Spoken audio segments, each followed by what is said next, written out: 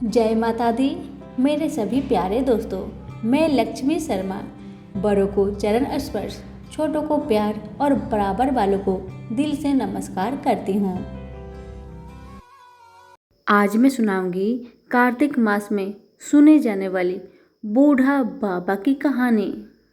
कहानी बहुत सुंदर है, पूरा जरूर सुनिएगा और दूसरों को भी शेयर कीजिएगा। सभी प्रेम से बोले कार्तिक महाराज की जय हो। एक समय की बात है, किसी नगर में एक बूढ़ा व्यक्ति रहता था और उसकी 7 बहुएं थी।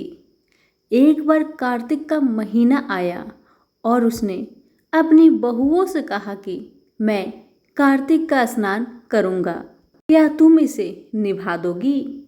7 में से 6 बहुओं ने मना कर दिया, लेकिन बड़ी बहू ने कहा कि मैं निभा दूंगी। बूढ़ा हर रोज सुबह उठता और नदी पर स्नान कर घर आता। गीली धोती को वह बूढ़ा बाबा बड़ी बहू के आंगन में सुखा देता। जैसे जैसे उस गीली धोती में से पानी की बूंदें जमीन पर गिरती, वैसे वैसे वह हीरे मोतियों में बदल जाती। धोती से हीरे मोती गिरता देख बाकी 6 बहुओं से रहा नहीं गया और वे बोली कि हम भी बूढ़े को अपने यहाँ नहाने के लिए बोलते हैं। उन्होंने कहा, पिताजी आप कल से हमारे यहाँ कार्तिक नहा लेना। बूढ़े ने कहा, ठीक है, मुझे तो नहाना ही है, मैं तुम्हारे यहाँ नहा लूँगा। बूढ़ा सुबह सवेरे स्नान करके आया और धोती उसने दूसरी बहू के आंगन में सुखाने के लिए डाल दी, लेकिन यहाँ हीरे मोती की बजाय कीचड़ टपकने लगा। बहुओं ने यह देखा तो कहा कि आप हमारे यहाँ पाप का स्नान कर रहे हो, इसलिए यहाँ से जाओ और बड़ी बहू के यहाँ ही स्नान करो। बूढ़ा वापस बड़ी बहू के यहाँ आया और कार्तिक का स्नान करने लगा। स्नान करके उसने फिर धोती सुखाई तो फिर से हीरे मोती गिरने लगे। अब कार्तिक का महीना समाप्त होने को था। बूढ़ा चिंता में पड़ गया तो बड़ी बहू ने इसका कारण पूछा। उसने कहा कि कार्तिक स्नान समाप्त होने को है और मेरा मन है कि मैं सारे परिवार को एक दिन खाने का न्योता दूं।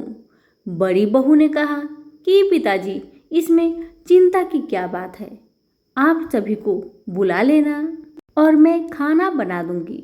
बूढ़ा सभी को निमंत्रण देने गया तो बाकी बहुओं ने कहा कि जब तक ये घर पर रहेगी हम खाने नहीं आएंगे।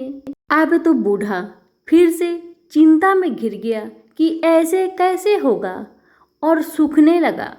बूढ़े को सूखते देख बड़ी बहू ने कहा कि पिताजी अब आपको क्या चिंता सता रही है?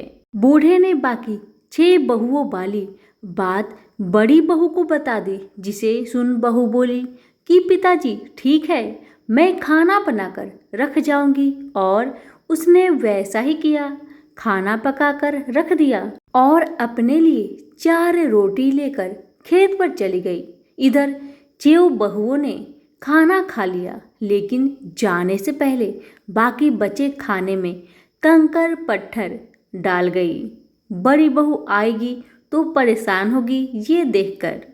इधर खेत में बैठकर बड़ी बहू कहने लगी, राम जी की चिड़िया राम जी का खेत, चुगलू चिड़िया भर भर पेट, मेरे ससुर ने घर में जगह दी है और मैंने खेत में। चिड़िया को बाजरा डाल वह घर आई तो बूढ़ा फिर उदास बैठा था। उसने पूछा, क्या बात है पिताजी, आप उदास क्यों है, सब ठीक तो है? बूढ़ा बोला कि हाँ सब ठीक है, लेकिन वह तेरी देवरानियाँ बाकी बचे खाने में कंकर पत्थर डाल के चली गई। बहू ने कहा कि कोई बात नहीं पिताजी, मैं तो अपने लिए 4 रोटी फिर बना लूँगी। बहू बूढ़े से बात कर घर के भीतर जाकर खाने को देखती है, लेकिन वह देखती है कि जिस खाने में वह सब कंकर पत्थर डाली थी, वह खाने हीरे मोती में बदल गए हैं। घर की जगह महल खड़ा हो गया और धन दौलत से भर गया। अन्न के भंडार घर में भरे पड़े हैं।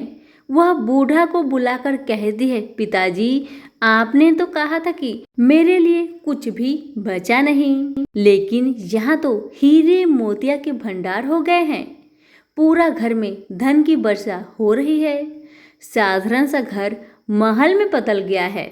बूढ़ा सब चीजें देखकर बोला कि बेटी, तुमने सच्चे मन से कार्तिक स्नान सच्चे मन से निभाया था, लेकिन बाकी बहुओं ने पापी मन से इसे निभाया, इसलिए कार्तिक देवता तुमसे प्रसन्न हुए हैं और ये फल दिया है।